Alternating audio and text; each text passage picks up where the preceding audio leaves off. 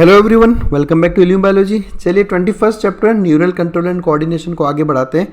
Fourth session है आज और आज हम एक बहुत इंपॉर्टेंट टॉपिक डिस्कस करने वाले हैं, generation and conduction of nerve impulse. सबसे पहली बात, नर्व इम्पल्स एक्चुअल में होती क्या है ये देखेंगे। उसके बाद जनरेट कैसे होती है और जनरेट होने के बाद कंडक्ट कैसे होती है। ठीक है, ये सारा सिस्टम अब हम यहाँ पर अच्छे से पढ़ेंगे। तो ये वो टॉपिक है जो मैक्सिमम स्टूडेंट्स को कंफ्यूज करता है, तो आप अच्छे से सुने समझें इस टॉपिक को अच्छे से। And I am really sure कि आपको सब कुछ बहुत अच्छे से समझ में आएगा। बहुत बेसिक से हम इसकी शुरुआत करेंगे और बहुत ज़्यादा डिटेल में नहीं जाने वाले, क्योंकि हम लोग एनसीईआरटी का सेशन कर रहे हैं यहाँ पर। अगर आपको यही सेम वीडियो डिटेल में देखना है तो नर्वस सिस्टम का प्लेलिस्ट यूट्यूब में आप ढूंढ लीजिएगा, मेरे चैनल पे प्लेलिस्ट्स हैं सारी। उसमें प्लेलिस्ट में आपको ये वीडियो बहुत डिटेल में, मतलब मैंने एक सिंगल वीडियो को, सिंगल टॉपिक को 4-5 वीडियोस में डिटेल में एक्सप्लेन किया हुआ है। तो आप वहाँ पे अगर डिटेल में पढ़ना चाहें तो वहाँ देख लें, नहीं तो अदरवाइज़ आप यहाँ पर एनसीईआरटी पॉइंट ऑफ व्यू से देखें। ये भी देखोगे तो आपको एक बारी को जो बेसिक कंसेप्ट है वो तो क्लियर हो ही जाएगा। शुरुआत करते हैं हम लोग। सबसे पहले हम बात करते हैं पोलराइज्ड स्टेट की। ठीक है, ये न्यूरॉन है आपके सामने, ये न्यूरॉन के डेंड्राइट्स हो गए, ये न्यूरॉन का साइटोन, ये हो गया न्यूक्लियस और ये हो गया एक्सॉन। ठीक है, टर्म सबसे ज़रूरी क्या है? टर्म्स। पोलैरिटी पे चलता हूँ पहले। केमिस्ट्री में पढ़ते हो आपकी पोलैरिटी क्या होती है? पोलैरिटी का सिंपल सा मीनिंग है, अगर कहीं पे भी दो अलग अलग एंड्स पे एक तरफ पॉजिटिव और एक तरफ नेगेटिव हो जाए तो उसको आप कहते हो कि पोलैरिटी डेवलप हुई है। जैसे आप कहते हो कि कोई पोलर मॉलिक्यूल, अब ये पोलर मॉलिक्यूल है जिसमें एक एंड है ए, एक एंड है बी। अगर एंड ए माइनस और एंड बी प्लस, या फिर इसका उल्टा एंड ए प्लस और एंड बी माइनस हो तो आप उसको कहते हो पोलर मॉलिक्यूल। तो पोलैरिटी का बेसिक यही मतलब है, डिफरेंस ऑफ चार्जेस। एक तरफ अगर प्लस है, पॉजिटिव चार्ज है, एक तरफ नेगेटिव चार्ज है, तो आप उसको कहते हो कि यार ये पोलराइज्ड है। न्यूरॉन एक ऐसा सेल है आपकी बॉडी का जो रेस्टिंग कंडीशन में भी, तो पहले तो ये वर्ड आ गया रेस्टिंग कंडीशन की। रेस्टिंग कंडीशन क्या है? रेस्टिंग कंडीशन या न्यूरॉन एट रेस्ट का मतलब होता है कि न्यूरॉन किसी भी तरह के इम्पल्स को ना तो जनरेट कर रहा है ना कंडक्ट कर रहा है। ऐसे न्यूरॉन को कहते हो आप रेस्टिंग न्यूरॉन। क्लियर? तो जब भी कोई न्यूरॉन रेस्ट पे होता है तो उसकी जो मेम्ब्रेन है, उस मेम्ब्रेन में बाहर की तरफ रहता है पॉजिटिव चार्ज, अंदर की तरफ रहता है नेगेटिव चार्ज। तो इसको आप कहते हो कि न्यूरॉन पोलराइज्ड स्टेट में है। न्यूरॉन पोलराइज्ड स्टेट में है कैसे? कि इसकी मेम्ब्रेन, ये आप यहाँ देख लो, ये एक्सॉन की मेम्ब्रेन है। इस एक्सॉन की मेम्ब्रेन में बाहर की तरफ पॉजिटिव चार्ज और मेम्ब्रेन में अंदर की तरफ नेगेटिव चार्ज है। इसको आप कहते हो पोलराइज्ड स्टेट। ठीक है, और जब भी आपको पता है फिजिक्स में आप पढ़ते हो कि पॉजिटिव और नेगेटिव चार्ज होता है तो वहाँ पर एक इलेक्ट्रिक पोटेंशियल डिफरेंस जनरेट होता है, एक वोल्टेज जनरेट होता है। इस वोल्टेज को हमने नाम दिया रेस्टिंग मेम्ब्रेन पोटेंशियल। इस वोल्टेज को या इस पोटेंशियल डिफरेंस को हमने नाम दिया है रेस्टिंग मेम्ब्रेन पोटेंशियल। ऐसा नाम क्यों रखा वो भी समझते हैं हम। न्यूरॉन रेस्टिंग है, यानी किसी तरह का इम्पल्स कंडक्ट नहीं कर रहा, जनरेट नहीं कर रहा। एक ऐसा न्यूरॉन जो रेस्ट पे है, उसकी मेम्ब्रेन भी रेस्ट पे होगी और उस मेम्ब्रेन के दोनों तरफ उस नेगेटिव और पॉजिटिव चार्ज के डिफरेंस की वजह से जो पोटेंशियल डिफरेंस क्रिएट होगा, उस पोटेंशियल डिफरेंस को कहते हैं रेस्टिंग मेम्ब्रेन पोटेंशियल, आरएमपी। इसलिए हमने ऐसा नाम इसका रखा है। एनसीईआरटी ने इसकी वैल्यू नहीं दी, लेकिन मैं आपको वैल्यू दे देता हूँ ताकि मुझे चीज़ें समझाने में थोड़ा आसान रहे। -70 millivolt resting membrane potential कितना रहता है? -70 मिली वोल्ट। अब हम सोच रहे होंगे कि सर वोल्टेज माइनस में कैसे हो सकता है? फिजिक्स में तो हमने कभी वोल्टेज माइनस में पढ़ा नहीं। वोल्टेज हम हमेशा जो बात करते हैं तो ना, माइनस का मतलब क्या हुआ है यहाँ पे? तो यहाँ पर वोल्टेज माइनस में नहीं है, ये माइनस जो लिखा है मैंने यहाँ पर, ये इस बात को रिप्रेजेंट कर रहा है कि आप न्यूरॉन के रेफरेंस में बात कर रहे हो। तो न्यूरॉन के रेफरेंस में जो मेम्ब्रेन है, उस मेम्ब्रेन के अंदर की तरफ नेगेटिव चार्जेस हैं, इसलिए -70 मिली वोल्ट। भाई प्लस चार्ज तो न्यूरॉन के मेम्ब्रेन के बाहर है ना, नेगेटिव चार्ज मेम्ब्रेन के अंदर है। हम न्यूरॉन के रेस्पेक्ट में अगर आप बात कर रहे हो, इसलिए हमने इसको बोला -70 मिली वोल्ट। माइनस साइन बस इस बात को रिप्रेजेंट कर रहा है कि अंदर नेगेटिव चार्ज है। समझ में आया? तो ये न्यूरॉन कैसे स्टेट में? एक पोलराइज्ड स्टेट में है और इस पोलराइज्ड स्टेट में जो पोटेंशियल डिफरेंस है इसके मेम्ब्रेन के अक्रॉस, उसकी वैल्यू है -70 मिलीवोल्ट, जिसे कहा जाता है रेस्टिंग मेम्ब्रेन पोटेंशियल। अब सवाल ये आता है कि सर ये रेस्टिंग मेम्ब्रेन पोटेंशियल डेवलप कैसे हुआ, ये डेवलप कैसे हुआ? तो इस पे भी हम अभी थोड़ी देर में आएंगे। यही तो मेन टॉपिक है कि रेस्टिंग मेम्ब्रेन पोटेंशियल डेवलप कैसे होता है। इसको समझने के लिए पहले मुझे बहुत कुछ बेसिक्स और समझाने पड़ेंगे आपको। देखो, हम लोग एक्सॉन के अंदर बात कर रहे हैं यहाँ पर, तो ये एक्सॉन के अंदर साइटोप्लाज्म प्रेजेंट होगा, और इस साइटोप्लाज्म को बिकॉज ये एक्सॉन के अंदर प्रेजेंट है तो एक्सोप्लाज्म नाम दिया हमने। क्या नाम दिया? एक्सोप्लाज्म, यानी एक्सॉन का साइटोप्लाज्म। अब न्यूरॉन एक सेल है तो टिश्यू के अंदर होगा, और टिश्यू के अंदर टिश्यू फ्लूइड होता है जिसको आप कहते हो एक्स्ट्रा सेल्यूलर फ्लूइड। देखो, मेम्ब्रेन के अंदर की तरफ क्या प्रेजेंट है? एक्सोप्लाज्म, और मेम्ब्रेन के बाहर क्या प्रेजेंट है? Extracellular fluid, ECF। क्या कहते हैं? ECF या एक्स्ट्रा सेल्यूलर फ्लूइड। ECF क्या होता है? इंटरस्टिशियल फ्लूइड क्या होता है? बॉडी के टिश्यू फ्लूइड क्या होता है? ये सब बहुत अलग अलग तरह के फ्लूइड्स हैं। एक पूरा वीडियो बना रखा है मैंने, आपको मिल जाएगा मेरे चैनल पे, कि टाइप्स ऑफ बॉडी फ्लूइड्स। उसको देखो, ये सारे जो डाउट्स रहते हैं ना आपके माइंड में, वो सब वहाँ पे क्लियर हो जाएंगे। यहाँ मैं फिलहाल बस इतना बता रहा हूँ कि सेल के अंदर जो फ्लूइड है उसको कहते हैं साइटोप्लाज्म, और सेल के बाहर जो फ्लूइड है उसको हमने नाम दिया एक्स्ट्रा सेल्यूलर फ्लूइड। बस समझ में आया? वैसे ही न्यूरॉन में एक्सॉन के अंदर जो साइटोप्लाज्म है वो है एक्सोप्लाज्म, और बाहर की तरफ प्रेजेंट है एक्स्ट्रा सेल्यूलर फ्लूइड। हमेशा, चाहे न्यूरॉन हो या बॉडी का कोई भी सेल हो, आप एक चीज़ हमेशा ध्यान रखें कि साइटोप्लाज्म के अंदर जो मेन कैटायन होता है वो होता है पोटेशियम आयन, और एक्स्ट्रा सेल्यूलर फ्लूइड का जो मेन आयन रहता है वो रहता है सोडियम आयन। ये हमेशा ध्यान रखना है आपको। ECF में आपको हमेशा सोडियम ज़्यादा मिलेगा, और साइटोप्लाज्म में आपको हमेशा पोटेशियम ज़्यादा मिलेगा, हर एक सेल में। केवल न्यूरॉन की बात मैं यहाँ पर नहीं कर रहा, ठीक है? ये एक फैक्ट ध्यान रखना है। इन्हीं फैक्ट्स को हम धीरे धीरे यूज़ करेंगे, शामिल करेंगे, और फिर डेवलप करेंगे रेस्टिंग मेम्ब्रेन पोटेंशियल। आगे बढ़ते हैं हम लोग। पहले NCERT की कुछ लाइंस देख लेते हैं। NCERT कह रही है कि न्यूरॉन की मेम्ब्रेन एक पोलराइज्ड स्टेट में है। बिल्कुल सही बात है, पोलराइज्ड स्टेट में है, क्योंकि इसके अक्रॉस माइनस और पॉजिटिव चार्ज का जो है वो हमने एक ग्रेडियंट बना रखा है। 10 न्यूरॉन्स आर एक्साइटेबल सेल्स। यहाँ पर आकर हम अब कंसेप्ट से सीखेंगे। क्योंकि न्यूरॉन की मेम्ब्रेन्स पोलराइज्ड स्टेट में है, इसलिए न्यूरॉन्स एक्साइटेबल सेल्स हैं। पहली बात तो एक्साइटेबल सेल्स क्या होता है? एक्साइटेबल सेल्स का मतलब होता है वो सेल्स जो किसी स्टिमुलस को रिस्पॉन्ड करें। अगर समझो मैं इस पर्टिकुलर पॉइंट पे यहाँ पे स्टिमुलस दूँ, तो इस स्टिमुलस के रिस्पॉन्स में एक्सॉन क्या करेगा? इस तरह के सेल्स को हम कहते हैं एक्साइटेबल सेल्स। कॉमन भाषा में अगर आपको समझाना चाहूँ तो एक्साइटेबल सेल्स वो सेल्स हैं जो इम्पल्स जनरेट कर सकते हैं। जो क्या कर सकते हैं?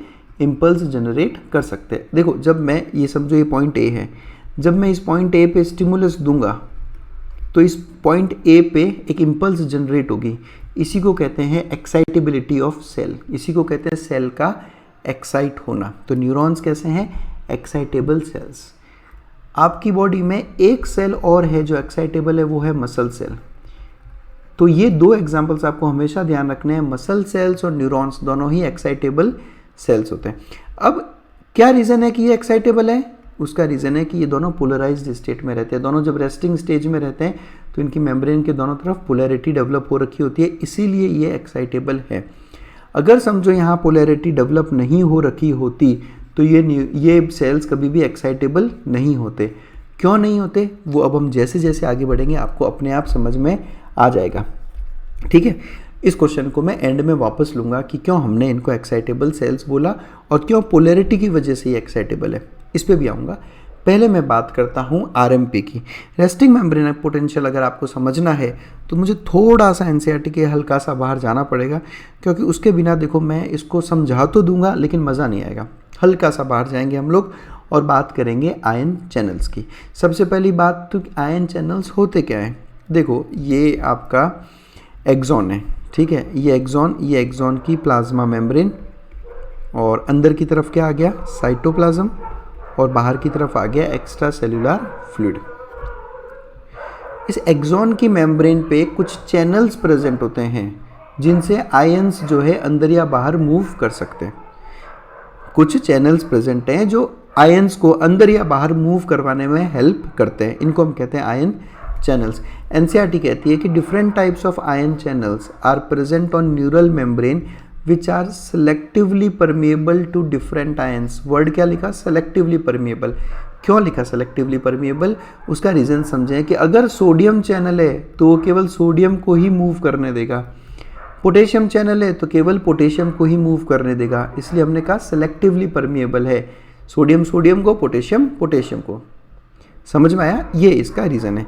अब मेन आपको ये देखना है कि कितने तरह के चैनल्स होते हैं और किस तरह से ये काम करते हैं। जिसको आयन चैनल्स समझ में आ गए उसको ये पूरा सिस्टम समझ में आएगा। आयन चैनल्स समझ में नहीं आए तो हमेशा इस चीज़ को रटते बैठोगे आप। आयन चैनल्स 3 टाइप के पढ़ेंगे हम। आयन चैनल्स हम 3 टाइप के पढ़ेंगे। सबसे पहले देखेंगे हम लीक चैनल्स। क्या नाम है? Leak channels. इनको लीक चैनल इसलिए बोलते हैं क्योंकि ये रैंडमली ओपन और क्लोज होते रहते हैं। जब ये ओपन और क्लोज होंगे तो आयंस का मूवमेंट होता है इनके अक्रॉस और फ्री मूवमेंट होता है ना। कॉन्सेंट्रेशन ग्रेडियंट के साथ मूवमेंट होगा, यानी हाई कॉन्सेंट्रेशन से लो कॉन्सेंट्रेशन की तरफ। जैसे ही चैनल ओपन हुआ अपने आप आयन जो है लीक करके हाई कॉन्सेंट्रेशन से लो कॉन्सेंट्रेशन की तरफ चले जाएगा, इसलिए हमने इसका नाम रखा है लीक चैनल। अब ये लीक चैनल 2 टाइप के होते हैं, पोटेशियम लीक चैनल्स पहला और दूसरा है सोडियम लीक चैनल्स। दोनों ही लीक चैनल्स है। ओपन करोगे तो सोडियम यहाँ से और पोटेशियम यहाँ से अपने आप लीक करने लगेगा, इसलिए लीक चैनल हमने इन्हें कह दिया। अब आप समझें लीक चैनल का, पहले तो मैंने क्या कह दिया? पैसिव मूवमेंट है, किसी एनर्जी की ज़रूरत नहीं है क्योंकि कॉन्सेंट्रेशन ग्रेडियंट के साथ मूव कर रहे हैं। पहले मैं चलता हूँ पोटेशियम लीक चैनल के पास। मैंने अभी थोड़ी देर पहले आपको समझाया कि एक्स्ट्रा सेल्यूलर फ्लूइड का मेन कैटायन है सोडियम प्लस और साइटोप्लाज्म का मेन कैटायन है पोटेशियम प्लस, यानी पोटेशियम साइटोप्लाज्म में ज़्यादा है as compare to extracellular fluid. Potassium cytoplasm में ज़्यादा है, एक्स्ट्रा सेल्यूलर फ्लूइड में पोटेशियम कम है। अब आप खुद सोचें, अगर पोटेशियम लीक चैनल ओपन हो जाए तो पोटेशियम कहाँ से कहाँ मूव करेगा? पोटेशियम जाएगा हायर कॉन्सेंट्रेशन से लोअर कॉन्सेंट्रेशन की तरफ, यानी साइटोप्लाज्म से एक्स्ट्रा सेल्यूलर फ्लूइड की तरफ। अच्छे से समझें, कंसेप्ट यहीं से बनेंगे आपके। सिमिलरली अगर सोडियम लीक चैनल ओपन हो जाए तो सोडियम एक्स्ट्रा सेल्यूलर फ्लूइड में ज़्यादा है, साइटोप्लाज्म में सोडियम कम है। तो जब सोडियम लीक चैनल ओपन होंगे तो सोडियम अपने आप बाहर से अंदर की तरफ मूव करने लगेगा क्योंकि बाहर कॉन्सेंट्रेशन इसकी ज़्यादा है। तो ये तो हो गए सबसे पहले चैनल लीक चैनल। अब जब मैं एक्सॉन की बात कर रहा हूँ, एक्सोनल मेम्ब्रेन की बात कर रहा हूँ, तो एक्सोनल मेम्ब्रेन में पोटेशियम के लीक चैनल्स बहुत ज़्यादा है as compare to sodium leak channel. तो इसीलिए जब ये दोनों चैनल्स ओपन होंगे तो K+ का मूवमेंट कहाँ होगा? बाहर की तरफ। सोडियम का मूवमेंट कहाँ पे हो रहा है? अंदर की तरफ। अब बिकॉज K+ चैनल्स ज़्यादा है तो ज़्यादा K+ जो है बाहर की तरफ जाएगा और कम सोडियम अंदर की तरफ आएगा। यानी हम ये कह रहे हैं कि बाहर की तरफ तो पॉजिटिव चार्ज का मूवमेंट ज़्यादा है, अंदर में पॉजिटिव चार्ज का मूवमेंट कम है, तो रिलेटिवली अंदर की तरफ कैसा रह जाएगा? Negative charge. देखो यहाँ पर हम रिलेटिवली की बात कर रहे हैं। रिलेटिवली की कैसे बात कर रहे हैं कि समझो बाहर है 15 पॉजिटिव चार्जेस और अंदर है 5 पॉजिटिव चार्जेस, तो रिलेटिवली ऐसा कहते हैं कि बाहर की तरफ पॉजिटिव चार्ज और अंदर की तरफ नेगेटिव चार्ज। तो रिलेटिवली का मतलब ये रहता है। तो एक ये पहला रीज़न हो गया कि बाहर पॉजिटिव चार्ज क्यों है और अंदर नेगेटिव चार्ज क्यों है, क्योंकि लीक चैनल्स की वजह से। चलिए आगे बढ़ते हैं, हम और चैनल्स की बात कर रहे हैं। नेक्स्ट चैनल्स जिनको हम कहते हैं voltage gated channels, VGCs, voltage gated channels. ऐसे चैनल्स जिनका गेट वोल्टेज चेंज की वजह से ओपन या क्लोज होगा उसको हम कहेंगे वोल्टेज गेटेड चैनल। जैसे आप समझो ये चैनल है और ये इसका गेट है। अब इसका गेट नॉर्मली क्लोज रहेगा, लेकिन जैसे ही इस मेम्ब्रेन पे कोई पोटेंशियल डिफरेंस आएगा,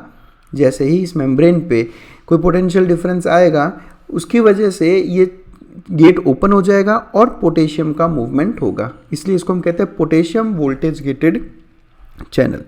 ठीक इसी तरह से सोडियम वोल्टेज गेटेड चैनल्स भी होते हैं।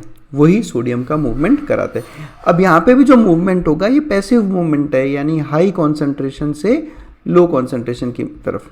याद रखें, leak channels passive movement, voltage gated channels passive movement, दोनों में हाई कॉन्सेंट्रेशन से लो कॉन्सेंट्रेशन की तरफ काम होगा।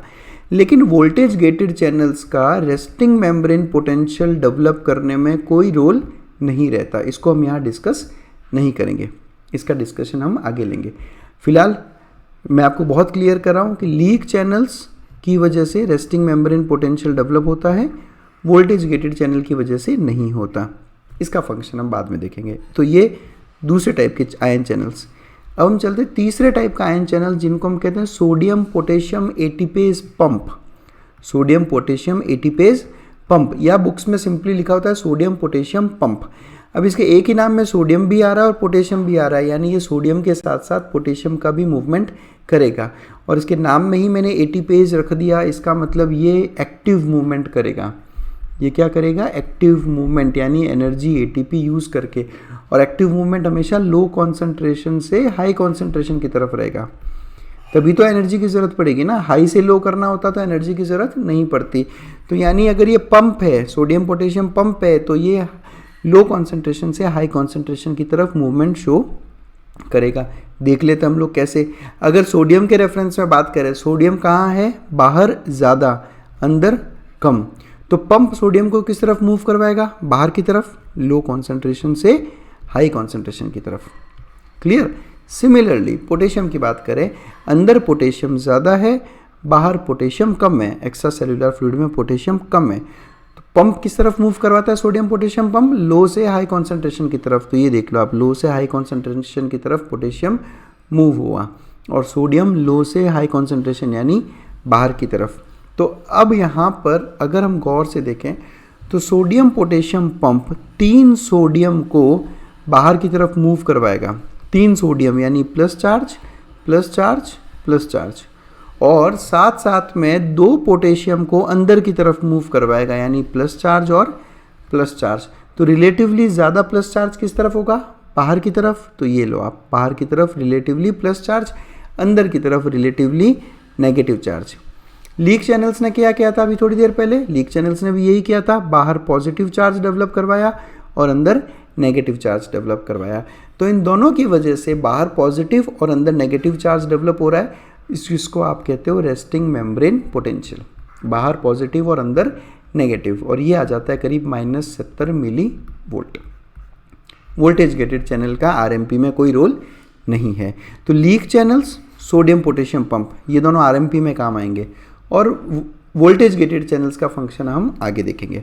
तो चैनल्स कौन कौन से हैं? लीक चैनल्स, ये रैंडमली ओपन क्लोज होते रहते हैं, और वोल्टेज गेटेड चैनल्स, और सोडियम पोटेशियम पंप्स जो एटीपी यूज़ करते हैं। तो sodium potassium pump active transport करेंगे, और ये दोनों जो है ये पैसिव ट्रांसपोर्ट करते हैं। क्लियर? अब हम चलते हैं रेस्टिंग मेम्ब्रेन पोटेंशियल की तरफ। तो जैसा मैंने कहा कि एक्स्ट्रा सेलुलर फ्लूइड में मेन कैटायन है सोडियम, और साइटोप्लाज्म में है पोटेशियम। जब एक न्यूरॉन रेस्ट पे होता है, रेस्ट का मतलब वो किसी तरह का इंपल्स कंडक्ट नहीं कर रहा, तब सबसे पहला पॉइंट, ये एनसीईआरटी की लैंग्वेज है, मैं ये सब चीज़ें एक्सप्लेन कर चुका हूँ आपको, अभी एनसीईआरटी की लैंग्वेज में भी बता देता हूँ। वो कह रहा है कि जब एक न्यूरॉन रेस्ट पे होता है तो वो axonal membrane is comparatively more permeable to potassium and nearly impermeable to sodium. NCERT कह रही है कि एक्सॉन की मेम्ब्रेन ज़्यादा परमिएबल है पोटेशियम के लिए और नियरली इम्परमिएबल है सोडियम के लिए। ऐसा क्यों कहा उसने? ऐसा इसलिए कहा क्योंकि पोटेशियम लीक चैनल्स बहुत ज़्यादा है as compare to sodium leak channels. तो पोटेशियम का लीकेज होगा, सोडियम का लीकेज इतना नहीं होता। तो बाहर कैसा चार्ज? प्लस चार्ज, और अंदर की तरफ नेगेटिव चार्ज। समझ में आया क्यों? क्योंकि पोटेशियम बाहर की तरफ जाएगा और सोडियम अंदर की तरफ आएगा, लेकिन कंपैरेटिवली पोटेशियम ज़्यादा बाहर की तरफ जा रहा है और सोडियम बहुत ही कम अंदर की तरफ आ रहा है, तो बाहर पॉजिटिव चार्ज। सेकंड रीज़न देखें, ये रीज़न बता रहा हूँ मैं आपको आरएमपी डेवलप क्यों हो रहा है, यानी क्यों बाहर पॉजिटिव और अंदर नेगेटिव चार्ज हो रहा है। Second reason, membrane is impermeable to negatively charged proteins present in the axoplasm, यानी एक्सॉन के साइटोप्लाज्म एक्सोप्लाज्म में कुछ नेगेटिव चार्ज्ड प्रोटीन्स प्रेजेंट है। ये देखो आप यहाँ पे, और ये जो नेगेटिव चार्ज्ड प्रोटीन्स हैं ये मेम्ब्रेन को क्रॉस नहीं कर सकते, यानी मेम्ब्रेन के लिए क्या है? इम्परमिएबल। ये इस मेम्ब्रेन को क्रॉस करके बाहर नहीं जा सकते। तो इसका वजह से क्या हुआ, इसकी वजह से ये हुआ कि अंदर तो रहेगा नेगेटिव चार्ज। तो दूसरा रीज़न हो गया, पहले लीक चैनल्स ने बाहर पॉजिटिव अंदर नेगेटिव किया और अब प्रोटीन्स अंदर नेगेटिव और बढ़ा रहा है, तो यानी अंदर और नेगेटिव हो गया, बाहर और पॉजिटिव हो गया। तीसरा reason sodium potassium pump, sodium 3 sodium को बाहर भेज रहा है और 2 पोटेशियम को अंदर ला रहा है, यानी बाहर 3 सोडियम, तो अभी हमने देखा बाहर 3 सोडियम और अंदर 2 पोटेशियम, यानी रिलेटिवली अंदर कम पॉजिटिव चार्ज है, यानी रिलेटिवली अंदर नेगेटिव चार्ज। तो इन तीनों रीज़न की वजह से बाहर ज़्यादा पॉजिटिव, अंदर कम पॉजिटिव। क्लियर?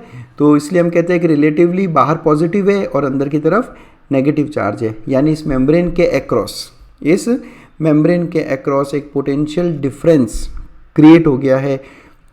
और क्योंकि ये एक रेस्टिंग मेम्ब्रेन है, इसलिए इस मेम्ब्रेन पोटेंशियल का नाम दिया गया RMP या रेस्टिंग मेम्ब्रेन पोटेंशियल, जिसकी वैल्यू -70 मिलीवोल्ट रहती है और माइनस ये बताता है कि अंदर की तरफ नेगेटिव चार्ज है। ऐसी मेम्ब्रेन को हम कहते हैं, मेम्ब्रेन कैसी है, पोलराइज्ड मेम्ब्रेन है ये। तो I hope resting membrane potential आपको समझ में आया होगा। क्या अब तक हमने इम्पल्स की बात की? नहीं, अब तक तो मेम्ब्रेन रेस्ट पे है, अब तक तो न्यूरॉन किसी तरह का ना तो जनरेशन कर रहा है ना ही कंडक्शन कर रहा है। अब शुरू करते हैं हम अपना गेम कि इम्पल्स चालू कैसे होता है। टर्म को समझेंगे हम लोग, टर्म्स। देखो सिंपल इंग्लिश है, मैंने कहा कि आपको ड्रग का एडिक्शन हुआ, ड्रग का क्या हो गया, एडिक्शन। अब मैंने ट्रीटमेंट किया और ड्रग्स छुड़वा दी पेशेंट की, तो आप क्या कहते हो इस प्रोसेस को, डी एडिक्शन, यानी एडिक्शन का उल्टा। ठीक है, डी एडिक्शन। पेशेंट हॉस्पिटल से बाहर निकलता है डी एडिक्ट होने के बाद में और वापस उसको जो है एडिक्शन हो जाता है, तब आप क्या कहोगे, री एडिक्शन। ये हो जाएगा री एडिक्शन। टर्म्स समझते हैं, देखना आप यहाँ पे मैं क्या कह रहा हूँ। सिमिलरली इस सेम कंसेप्ट को, भाई मैंने डी कब लगाया, जब आपने उसका उल्टा कर दिया, एडिक्शन का उल्टा। री कब लगाया, कि जब वो चीज़ वापस वैसी हो गई। सिमिलरली एक मेम्ब्रेन जो रेस्ट पे है उसको आप कह रहे हो रेस्टिंग मेम्ब्रेन पोटेंशियल पे है, मैंने कहा कि ये पोलराइज्ड है, ये क्या है, पोलराइज्ड। अब अगर मैं गेम उल्टा कर दूँ तो, भाई एडिक्शन का उल्टा डी एडिक्शन, गेम उल्टा कर दूँ, गेम उल्टा कैसे, मेम्ब्रेन एक्सोनल मेम्ब्रेन, ये अंदर की तरफ साइटोप्लाज्म, बाहर की तरफ ECF। मेम्ब्रेन पोलराइज्ड है, तब स्टेट कैसी है, तब स्टेट है कि अंदर की तरफ नेगेटिव चार्ज और बाहर की तरफ पॉजिटिव चार्ज।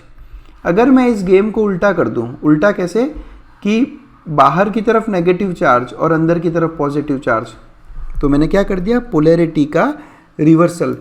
तो अब इसमें पोलराइज्ड वर्ड को अब मैं क्या कर देता हूँ, डीपोलराइज्ड, और प्रोसेस क्या कहलाएगा, डीपोलराइजेशन।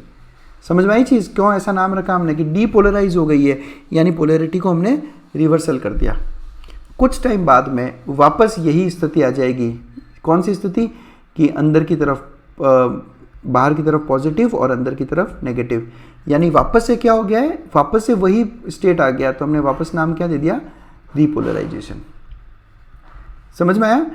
अब अगर कोई मेम्ब्रेन रेस्ट पे है तो वो पोलराइज्ड है और वर्ड यूज किया रेस्टिंग मेम्ब्रेन पोटेंशियल।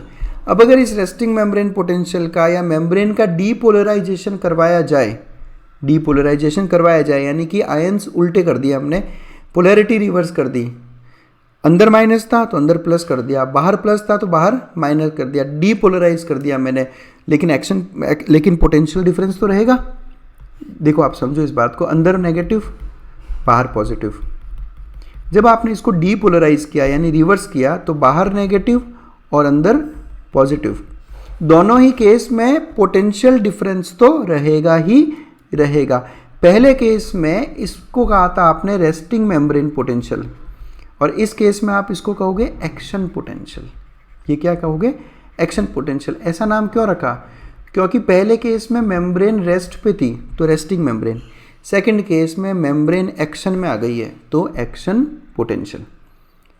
समझ में आई चीज़? अब आप देखें, रेस्टिंग मेम्ब्रेन पोटेंशियल -70 मिलीवोल्ट था, रिवर्स किया आपने, यानी आपने इसको रिवर्स किया तो -70, -60, -40, -30 ऐसे करते करते आप 0 पे पहुंचते हो, और 0 से आने के बाद आप इसको प्लस तक ले जाते हो, +20 से +25 मिलीवोल्ट।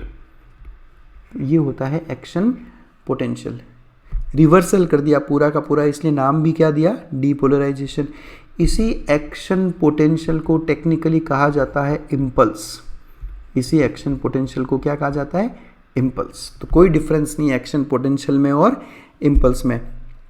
तो जब हम कहते हैं कि इम्पल्स ट्रेवल कर रहा है, यानी एक्शन पोटेंशियल ट्रेवल कर रहा है। अब कुछ टाइम बाद में वापस क्या हो जाएगा, रीपोलराइजेशन, यानी जहाँ से शुरुआत हुई थी वापस चीज़ वहीं पे आ गई। -70 मिली वोल्ट से शुरू किया आपने, डीपोलराइज करके +20 से +25 मिली वोल्ट लेके गए, और अब वापस एंड में आ जाओगे -70 मिली वोल्ट पे रीपोलराइजेशन करके। तो आई होप आपको ये टर्म्स समझ में आए होंगे कि भाई ये टर्म्स आए कहाँ से, बनाए कैसे गए, टर्म्स को याद कैसे करना है ना। कुछ भी रटने जैसा है ही नहीं, सिंपल इंग्लिश है ये सारी की सारी। अब हम देखते हैं कि हो क्या रहा है, गेम कैसे खेला जा रहा है, डीपोलराइजेशन हो कैसे रहा है। भाई मैंने तो कह दिया कि पोलैरिटी रिवर्स हो जाएगी, तो पोलैरिटी रिवर्स अपने आप थोड़ी होगी बैठे बैठे, समझ रहे हो। समझते हैं डीपोलराइजेशन कैसे होगा। ये एक एक्सॉन है, ये एक्सॉन के अंदर का पार्ट एक्सोप्लाज्म और बाहर की तरफ एक्स्ट्रा सेल्यूलर फ्लूइड। ये पूरा एक्सॉन रेस्ट पे था, तो रेस्ट पे था मतलब कि बाहर की तरफ पॉजिटिव था, अंदर की तरफ नेगेटिव था। इस पॉइंट ए पे स्टिमुलस आया, इस पॉइंट ए पे क्या आया, स्टिमुलस। इस स्टिमुलस के रेस्पॉन्स में यहाँ पे डीपोलराइजेशन होना है। यहाँ पे क्या आया, स्टिमुलस। अब हम सोच रहे होंगे कि सर ये स्टिमुलस क्या है, तो ये स्टिमुलस आप ऐसा समझ लो, एक न्यूरॉन था जिसमें इम्पल्स थी। ये इम्पल्स इस न्यूरॉन से अब इस एक्सॉन में या इस न्यूरॉन में आना चाहती है, तो एक स्टिमुलस आएगा इसको, ये स्टिमुलस को रेस्पॉन्ड करेगा। जब हम साइनेप्स पढ़ाएंगे ना आपको, तब आपको समझ में आएगा कि कैसे एक फ्रेश स्टिमुलस डीपोलराइजेशन इंड्यूस करता है। ठीक है, तो ये एक्सॉन का पार्ट ए है। ठीक है, ये जो रेड कलर में दिखा रखा है ये वो जोन है जहाँ पर डीपोलराइजेशन हो रखा है। कैसे समझ में आया, तो देख लो आप, इस जोन में अंदर नेगेटिव बाहर पॉजिटिव, लेकिन इस जोन में साइट ए में अंदर की तरफ पॉजिटिव है और बाहर की तरफ नेगेटिव है, यानी क्या हो रखा है, पोलराइज्ड नहीं, डीपोलराइज्ड। ये क्या हो रखा है, डीपोलराइज्ड। ये डायग्राम एनसीईआरटी में भी दे रखा है और नीट में बहुत बार पूछा गया, और बार बार आपको ना ये साइट पूछ लेंगे कि बताओ डीपोलराइज वाला एरिया ए है बी है, ये आपको पहचानना होता है। तो पहचानने का सिंपल तरीका है, अंदर पॉजिटिव बाहर नेगेटिव, तो डीपोलराइज्ड। समझ में आया। अब ये हो गया डीपोलराइज। हुआ कैसे डीपोलराइज, डीपोलराइज कैसे होता है कि जैसे ही कोई स्टिमुलस इस पॉइंट पे आएगा, इस स्टिमुलस की वजह से यहाँ पे जो सोडियम के वोल्टेज गेटेड चैनल्स हैं, अब एक्शन में आ गए कौन, वोल्टेज गेटेड चैनल्स। ये सोडियम के वोल्टेज गेटेड चैनल्स ओपन हो जाएंगे। जैसे ही सोडियम के वोल्टेज गेटेड चैनल्स ओपन होंगे, सोडियम का पैसिव मूवमेंट होगा। सोडियम कहाँ ज़्यादा है, हमने अभी डिस्कस किया कि एक्स्ट्रा सेलुलर फ्लूइड में सोडियम ज़्यादा होता है और साइटोप्लाज्म में सोडियम कम होता है। जैसे ही सोडियम के वोल्टेज गेटेड चैनल ओपन होंगे तो सोडियम अपने आप बाहर से अंदर की तरफ मूव करेगा, यानी कि अंदर जहाँ पे इनिशियली माइनस चार्जेस थे, जहाँ पे इनिशियली क्या थे, माइनस चार्जेस, वहाँ पे गेट खुलने की वजह से सोडियम अंदर आए तो अंदर हो जाएगा पॉजिटिव। इस तरह से रैपिड इन्फ्लक्स होता है सोडियम का, और सोडियम अंदर आता रहता है, जिसकी वजह से अब अंदर हो जाएगा पॉजिटिव और बाहर रिलेटिवली हो जाएगा नेगेटिव। तो इस एरिया में हो रखा है डीपोलराइजेशन। समझ में आई। ये सिंपल सा सिस्टम है। स्टिमुलस मिलेगा, सोडियम गेट्स ओपन होंगे, सोडियम अंदर आएगा, अंदर पॉजिटिव बाहर नेगेटिव। एनसीईआरटी की भाषा कह रही है कि stimulus applied on polarised membrane. Stimulus दिया हमने एक पोलराइज्ड मेम्ब्रेन को, जैसे ही आपने इसको स्टिमुलस दिया, सोडियम के वोल्टेज गेटेड चैनल ओपन हुए और मेम्ब्रेन फ्रीली परमिएबल हो गई सोडियम के लिए। तो सोडियम, पहले ये सोडियम वोल्टेज गेटेड चैनल था जो क्लोज्ड था, तो सोडियम मूव नहीं कर रहा था। जैसे ही स्टिमुलस आया, ओपन हो गया, सोडियम अंदर की तरफ मूव कर गए और सोडियम एक्सोप्लाज्म में आ गए, जिसकी वजह से पोलैरिटी क्या हो गई, रिवर्स पोलैरिटी हो गई। मतलब कि अंदर की तरफ तो हो गया पॉजिटिव चार्ज, बाहर की तरफ हो गया नेगेटिव चार्ज। क्लियर। और ये क्या हो गया है, ये हो गया डीपोलराइजेशन, यानी पोलैरिटी का रिवर्सल। अब जो मैंने स्टार्टिंग में आपसे क्वेश्चन पूछा था, जो हमने डिस्कस किया था कि न्यूरॉन्स को एक्साइटेबल सेल्स क्यों कहते हैं, क्योंकि न्यूरॉन्स एक पोलराइज्ड स्टेट में है।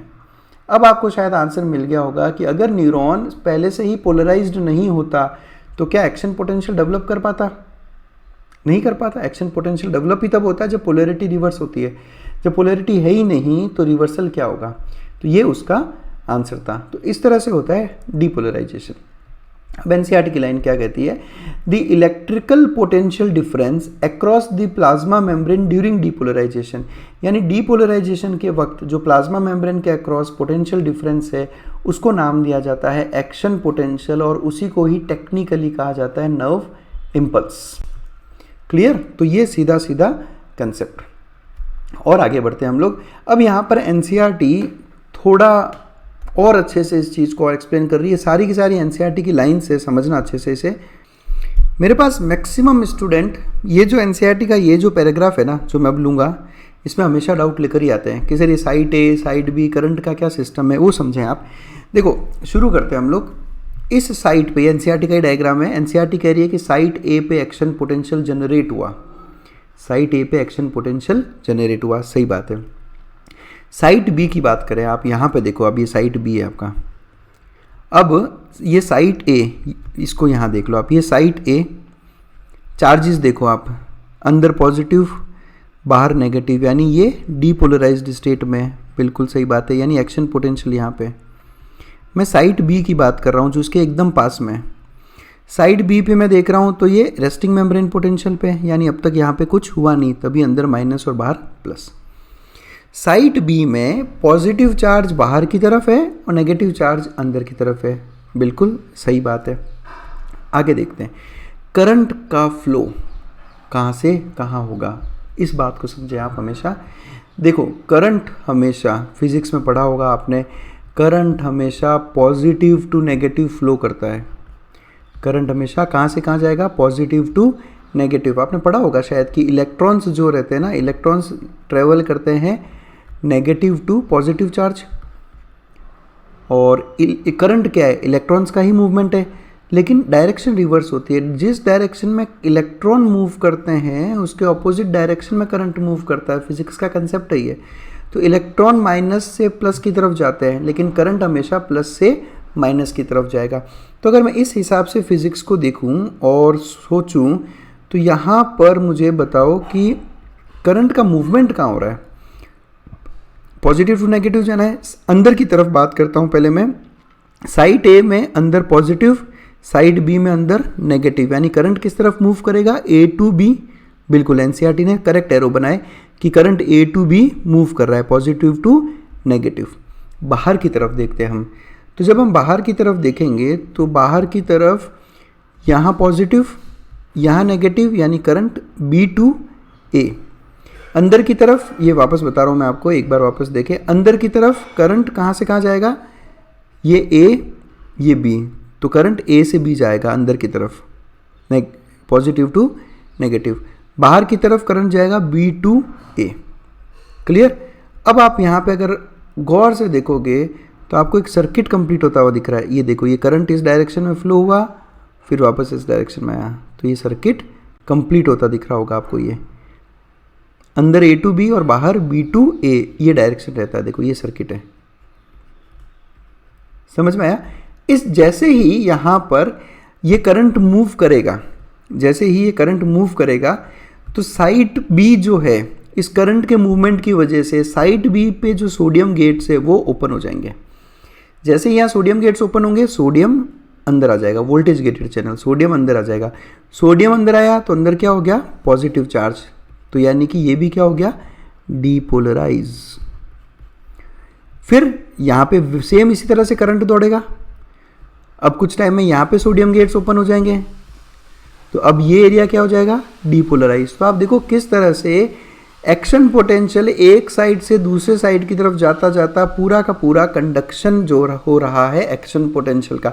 मैंने क्या कहा, एक्शन पोटेंशियल ही इम्पल्स है। तो आप देखो किस तरह से इम्पल्स साइड ए से साइड बी, फिर साइड सी, ऐसे करते करते आगे बढ़ता जा रहा है। तो दैट्स हाउ एक इम्पल्स जो है प्रोपोगेट होता रहता है। जैसे जैसे वो आगे बढ़ेगा वो आगे के सोडियम गेट्स खोलता रहेगा और डीपोलराइज करता रहेगा उसको।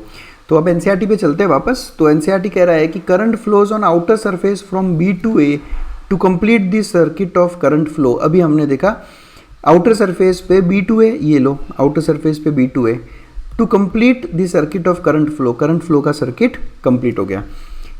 अब जैसे ही बी साइड पे ये करंट पहुंचेगा, सोडियम गेट्स ओपन हो गए बी साइड के, सोडियम वोल्टेज गेटेड चैनल है ना, यहाँ पे मैं क्लियर कर दूँ, सोडियम के कौन से gate, voltage gated channel, leak channel या सोडियम पोटेशियम पंप की बात नहीं कर रहे। सोडियम VGC ओपन हुआ, एक्शन पोटेंशियल B पे जनरेट हुआ, तो जो इम्पल्स A पे जनरेट हुई थी अब वो कहाँ आ गई, B पे। इस तरह से ये सीक्वेंस चलता रहेगा और ये जो इम्पल्स है वो पूरे लेंथ ऑफ द एक्सॉन तक आगे की तरफ फैल जाएगी, और जिसे आप कहते हो कि हाँ ये इम्पल्स का कंडक्शन हो रहा है। तो इम्पल्स क्या हो गई, as a result impulse conduct हो गई from starting point to the end point. Clear. तो ये कंसेप्ट था पूरा डीपोलराइजेशन का। अब हम चलते हैं वापस रीपोलराइजेशन की तरफ। देखो जैसे ही स्टिमुलस आया, इस स्टिमुलस ने, मैं वही एनसीईआरटी के डायग्राम में ले लेता हूँ, पॉइंट ए पे एक्शन पोटेंशियल जनरेट कर दिया। पॉइंट ए पे एक्शन पोटेंशियल जनरेट किया, कैसे हुआ, सोडियम गेट्स के ओपन होने की वजह से, सोडियम गेट्स ओपन हुए। लेकिन ये जो सोडियम गेट्स ओपन होने का जो सिलसिला है ना, बहुत शॉर्ट लिव्ड रहता है, बहुत short lived. Immediately sodium gates open होने के कुछ ही टाइम बाद में इमीडिएटली सोडियम गेट्स वापस क्लोज हो जाएंगे और इमीडिएटली ओपन हो जाएंगे potassium voltage gated channels. Sodium gates open थे, क्लोज हो गए और potassium voltage gated channels open हो जाएंगे। अब आप देखें यहाँ पर पोटेशियम वोल्टेज गेटेड चैनल्स हैं, इनको मैंने ओपन कर दिया। पोटेशियम कहाँ है, साइटोप्लाज्म में ज़्यादा है और बाहर एक्स्ट्रा सेलुलर फ्लूइड में पोटेशियम कम है। Voltage gated channel passive movement, तो पोटेशियम अंदर से बाहर की तरफ जाएगा, यानी बाहर जा रहा है पॉजिटिव चार्ज, तो रिलेटिवली अंदर क्या हो गया, नेगेटिव चार्ज। शुरुआत ऐसी हुई थी, शुरुआत यही तो थी, अंदर नेगेटिव था और बाहर पॉजिटिव था, तो इसको वापस से हमने क्या नाम दिया, रीपोलराइजेशन, यानी कि वो जो पोलराइज्ड स्टेट था प्लाज्मा मेम्ब्रेन का, वापस हम उसी तरफ चल रहे हैं। तो the rise in stimulus induced permeability to sodium is extremely short lived, NCERT की लाइन है। एनसीईआरटी कह रही है कि स्टिमुलस की वजह से जो सोडियम के लिए परमिएबिलिटी राइज हुई थी या जो बढ़ी थी वो बहुत शॉर्ट लिव्ड थी, जिसकी वजह से कुछ ही समय बाद में सोडियम के गेट्स बंद हो जाएंगे, पोटेशियम के गेट्स ओपन होंगे। पोटेशियम के गेट्स ओपन हो गए मतलब देयर इज ये वाला step is quickly followed by rise in permeability to potassium. ये एनसीईआरटी की भाषा में मैं आपको समझा रहा हूँ कि उसके तुरंत बाद में परमिएबिलिटी पोटेशियम के लिए बढ़ जाएगी क्योंकि सोडियम गेट्स बंद हो जाएंगे और पोटेशियम गेट्स ओपन हो जाएंगे। क्लियर। ये पिक्चर देखो आप आपके सामने, या ये साइटोप्लाज्म और ये ईसीएफ, पोटेशियम गेट बंद थे यहाँ पे, ठीक है। और जैसे ही पोटेशियम गेट ओपन हुए पोटेशियम बाहर की तरफ मूव कर गया क्योंकि अंदर पोटेशियम ज़्यादा रहता है साइटोप्लाज्म में। पोटेशियम बाहर डिफ्यूज कर गया और उस जगह पर अब वापस अंदर की तरफ नेगेटिव और बाहर की तरफ पॉजिटिव चार्ज, यानी रेस्टिंग मेम्ब्रेन पोटेंशियल को हमने वापस रीस्टोर कर दिया। यानी शुरुआत में -70 मिलीवोल्ट था जिसको आपने नाम दिया रेस्टिंग मेम्ब्रेन पोटेंशियल, फिर आप पहुँचे इसको +20 मिलीवोल्ट तक लेके गए, है ना। ये एग्जैक्ट रेंज नहीं है, ये कहलाता है एक्शन पोटेंशियल और ये डीपोलराइजेशन की वजह से हुआ। और अब आप वापस आ रहे हो -70 मिलीवोल्ट की वजह से, यानी वापस रेस्टिंग मेम्ब्रेन पोटेंशियल की तरफ। तो ये जो फर्स्ट स्टेप है इसको कहते हैं डीपोलराइजेशन और ये जो सेकंड स्टेप है इसको हम कहते हैं रीपोलराइजेशन। तो नर्व कंडक्शन के दो ही स्टेप, पहले रेस्टिंग मेम्ब्रेन पोटेंशियल डेवलप की जाएगी, फिर डीपोलराइजेशन और रीपोलराइजेशन। समझ में आया। तो ये जो फाइबर था, जो नर्व फाइबर था, अब नर्व फाइबर किसको कहते हैं, एक्सॉन को। पिछले वीडियो में क्लियर कर दिया था मैंने मसल फाइबर और नर्व फाइबर के बारे में। तो जो एक्सॉन है, जो नर्व फाइबर है, वो एक बार फिर रेस्पॉन्स के लिए तैयार हो गया फर्दर स्टिमुलेशन के लिए, है ना। वापस से आपने आरएमपी एस्टेब्लिश कर दिया वहाँ पे। तो जब वापस से आरएमपी एस्टेब्लिश कर दिया है वहाँ पे, तो अब जब मैं वापस इस मेम्ब्रेन पे कोई स्टिमुलस दूंगा तो ये वापस उसको रिस्पॉन्ड करेगा। क्लियर। तो ये थी सारी की सारी एनसीईआरटी की लाइंस। अब जो एग्जाम में आपसे डायग्राम बेस्ड क्वेश्चन पूछता है वो इस तरह का क्वेश्चन रहता है। यहाँ पर मैं क्या करूँगा, इस एक्सॉन फाइबर को 3 पार्ट में डिवाइड करता हूँ। यहाँ से लेकर यहाँ तक ए पार्ट, यहाँ से लेकर यहाँ तक पार्ट बी और यहाँ तक सी पार्ट। तो ए बी सी है तीनों जगह पे ना, ए बी सी और ए बी सी। शुरुआत में क्या था, मतलब इस स्टेज से भी पहले ये पूरा का पूरा एक्सॉन फाइबर जो है ना रेस्टिंग मेम्ब्रेन पोटेंशियल पे था, यानी अंदर पूरा माइनस और बाहर पूरा प्लस। ठीक है, ये बेसिक शुरुआत, यानी न्यूरॉन रेस्ट पे है। पॉइंट ए पे आया एक स्टिमुलस, पॉइंट ए पे जैसे ही स्टिमुलस आया, सोडियम अंदर मूव किए तो अंदर क्या हो गया, पॉजिटिव चार्ज। और यहाँ पे साइट ए में क्या हो गया, डीपोलराइजेशन। साइट बी अभी भी रेस्टिंग मेम्ब्रेन पोटेंशियल पे है, साइट सी अभी भी रेस्टिंग मेम्ब्रेन पोटेंशियल पे है। जैसे ही साइट ए पे करंट आएगा, जैसे ही यहाँ पे डीपोलराइजेशन होगा, करंट इस डायरेक्शन में फ्लो करेगा, तो अब साइट बी पे भी सोडियम गेट्स ओपन होंगे। अब साइट बी क्या हो जाएगा, डीपोलराइज। जैसे ही साइट बी डीपोलराइज हो रहा है, साइट ए पे देखो क्या हो रहा है, साइट ए पे सोडियम गेट्स बंद हो गए, पोटेशियम गेट्स ओपन हुए, पोटेशियम बाहर की तरफ चला गया, और पोटेशियम बाहर क्या हो गया, प्लस, अंदर की तरफ वापस माइनस। तो ये रीपोलराइजेशन स्टेट में। ये बी वाला डायग्राम देखना, बी वाला नहीं, सॉरी, मैं इसको कहूँगा सेकंड वाला डायग्राम। सेकंड वाला डायग्राम देखो, मैं एक बार इसको रफ करता हूँ, ये आपसे एग्जाम में पूछा जाता है ना, तो इसको आपको वापस एक्सप्लेन कर देता हूँ मैं सेकंड वाले डायग्राम को, यानी जो बीच वाला डायग्राम है। देखो, इसमें 3 साइड दे देंगे आपको एग्जाम में, और आपसे पूछेंगे कि बताओ कौन सी डीपोलराइज में है, कौन आरएमपी में है और कौन डीपोलराइज में है। ये ए, ये बी और ये सी, ठीक है। तो और ये कह रहा है कि इम्पल्स इस डायरेक्शन में जा रहा है, तो अगर इम्पल्स इस डायरेक्शन में जा रहा है और बी डीपोलराइज्ड है, देखो आप डीपोलराइज तो पहचान लोगे, अंदर प्लस बाहर नेगेटिव होगा तो डीपोलराइज्ड। आप कंफ्यूजन में रहोगे कि डीपोलराइज कौन सा है और रेस्टिंग कौन सा है। तो मैंने आपको डायरेक्शन बता दी कि इस डायरेक्शन में इम्पल्स ट्रेवल कर रहा है, तो अगर इस डायरेक्शन में इम्पल्स ट्रेवल कर रहा है तो ये डीपोलराइजेशन की वेव इस तरफ जाएगी और बैक साइड में रीपोलराइजेशन होता रहेगा। तो यहाँ पर ए पे हो रहा है रीपोलराइजेशन, बी डीपोलराइजेशन और सी अभी भी रेस्टिंग पे है। आगे बढ़े तो ए तो अब वापस आरएमपी पे आ गया, यानी रेस्टिंग, बी अब रीपोलराइज हो रहा है और सी डीपोलराइज हो रहा है। तो इस तरह से आपको इसको आइडेंटिफाई करना है। आपके मॉड्यूल्स में क्वेश्चन होंगे इस तरह के, आप देखना आपको सॉल्व हो जाएंगे। नहीं होते हो तो आपको मैंने दे ही रखा है अपना व्हाट्सएप नंबर, स्क्रीन में एंड में जो लास्ट स्लाइड में देंगे आपको वहाँ नंबर है, आप मुझे वहाँ पर आकर अपने डाउट पूछ सकते हो। और अगर आपको लगता है कि वीडियोस बहुत हेल्पफुल है आप लोगों के लिए और अच्छे कंसेप्ट सीख रहे हो आप, तो आप हमें सपोर्ट करें, ज्वाइन करें हमारे चैनल को, मेंबर बने हमारे। और मेंबर्स के लिए हमने एक स्पेशल व्हाट्सएप ग्रुप बना रखा है। आप जैसे ही मेंबरशिप लें, मुझे इमीडिएटली मेरे व्हाट्सएप नंबर पे व्हाट्सएप करें कि आपने मेंबरशिप ली है, ताकि मैं आपको उस ग्रुप में ऐड कर सकूं जहाँ पे हम डाउट डिस्कशंस करते रहते हैं। आपके जो भी डाउट्स हो हम वहाँ उस ग्रुप में जो है सॉल्व करते हैं। ठीक है, आगे बढ़ते हैं हम लोग और, ठीक है, इम्पल्स कंडक्शन की बात करते हैं। ये एक और डायग्राम में दिखा देता हूँ आपको। देखो, ये एक एक्सॉन का इतना सा पार्ट एनलार्ज करके बताया इन्होंने। ठीक है, यहाँ पर एक्शन पोटेंशियल शुरू हुआ। एक्शन पोटेंशियल क्यों शुरू हुआ, बहुत शॉर्ट में, अब ये डायग्राम आपको सब कुछ समझा देगा। एक्शन पोटेंशियल का कारण तो आप कहोगे सोडियम के वोल्टेज गेटेड चैनल, एक वर्ड आंसर। डीपोलराइजेशन और एक्शन पोटेंशियल का रीजन क्या है, सोडियम वोल्टेज गेटेड चैनल्स का ओपन होना। फिर जहाँ पर डीपोलराइजेशन हुआ वहाँ पर अब potassium voltage gated channels open हो गए और वहाँ पे हो रहा है रीपोलराइजेशन, और यहाँ पे हो रहा है डीपोलराइजेशन।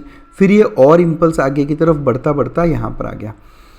कितना सिंपल आंसर है। रीपोलराइजेशन का reason potassium voltage gated channels, depolarisation का reason sodium voltage gated channels, RMP का रीजन, तो आरएमपी में आप कहोगे कि सर सोडियम एंड पोटेशियम के लीक चैनल्स एक तो, और दूसरे सोडियम पोटेशियम पंप। तो सब का क्लियर रोल मैंने आपको यहाँ पर समझा दिया। ये डायग्राम एनसीईआरटी में नहीं है, लेकिन आपको हेल्प करेगा एक कंसेप्ट को दिमाग में बिठा लेने में। देखो यहाँ पर रेस्ट, ये टाइम है एक्स एक्सिस पे, वाई एक्सिस पे मेम्ब्रेन पोटेंशियल। एक मेम्ब्रेन जीरो टाइम पे रेस्ट पे थी। जब रेस्ट पे थी तो उस पर पोटेंशियल डिफरेंस कितना था, -70 मिलीवोल्ट। क्या कहते हैं उसको, रेस्टिंग मेम्ब्रेन पोटेंशियल। ठीक है, तो विद टाइम धीरे धीरे आगे बढ़ता गया, टाइम बढ़ता जा रहा है, लेकिन वोल्टेज उतना का उतना है, मतलब कोई स्टिमुलस नहीं मिला। भाई अगर आप इसको स्टिमुलस नहीं दोगे ना, तो आप कितना ही टाइम आगे निकाल लो, ये चेंज नहीं होगा, ये उतना के उतना ही रहेगा। ठीक है, लेकिन विद टाइम जब मेम्ब्रेन रेस्ट पे थी, यहाँ पर ये रेस्टिंग पे धीरे धीरे आगे बढ़ी। इस पर्टिकुलर टाइम पे T1 पे इसको एक स्टिमुलस मिला। जैसे ही इसको स्टिमुलस मिला, पोलैरिटी रिवर्सल होना चालू हुआ, डीपोलराइजेशन चालू हुआ, तो अब ये -70 से प्लस की तरफ जाएगा। ये गया -55, फिर धीरे धीरे ये पहुंचा 0 पे। 0 पे आने के बाद ये और ऊपर गया तो यहाँ पे +30 तक आ गया। इसको कहते हैं एक्शन पोटेंशियल, है ना, +20 से +30 इसका रेंज रहता है। ये हो गया एक्शन पोटेंशियल। जैसे ही इसने एक्शन पोटेंशियल +30 अचीव किया, उसी वक्त immediate sodium voltage gated channels close हो गए। क्या ओपन हो गए? Potassium voltage gated channels. जैसे ही potassium voltage gated channels open हुए, अंदर की तरफ वापस क्या होने लगेगा? नेगेटिव, यानी ये वापस नेगेटिव की तरफ आ रहा है। अब आप इस स्टेज को कहोगे रीपोलराइजेशन, और ये धीरे धीरे धीरे वापस अचीव कर लेगा अपने -70 मिली वोल्ट को। ये यहीं तक पढ़ेंगे हम लोग ना इस ग्राफ को। हाइपर पोलराइजेशन में यहाँ पे नहीं बता रहा, ये एनसीईआरटी से बाहर नहीं जाएंगे, है ना। आप यहाँ तक भी अगर समझ लेते हैं तो बहुत है। हाइपर पोलराइजेशन पढ़ना हो तो डिटेल्ड में वीडियोस अपलोडेड है, आप वहाँ जाकर पढ़ सकते हैं। तो अगर आपसे क्वेश्चन पूछेंगे कि स्टिमुलस कहाँ मिला, तो यहाँ स्टिमुलस मिला। पहला स्टेज डीपोलराइजेशन, दूसरा स्टेज रीपोलराइजेशन। तो इस तरह से इम्पल्स कंडक्ट होता है। तो आई रियली होप कि आपको सब कुछ बहुत अच्छे से समझ में आया होगा। फिर भी अगर आपको किसी तरह के डाउट है तो आप मुझे व्हाट्सएप कर दें इस नंबर पे, मुझे मेल कर दें या इंस्टाग्राम हैंडल पे मुझे मैसेज कर दें। और प्लीज़ हमें ज्वाइन करें, चैनल को ज्वाइन करें, मेंबर बने। बिलीव मी, आपको कभी रिग्रेट नहीं होगा हमारा मेंबर बन के। बहुत ही बढ़िया बढ़िया वीडियोज़ हम आप लोगों के लिए अपलोड करते रहते हैं। तो बस that's it. Thanks a lot for watching us।